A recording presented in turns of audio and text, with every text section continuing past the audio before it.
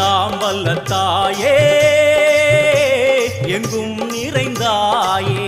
உன் திருநாமமே இங்கு பல கோடியே அதில் எதை சொல்லி நான் அழைப்பேனோ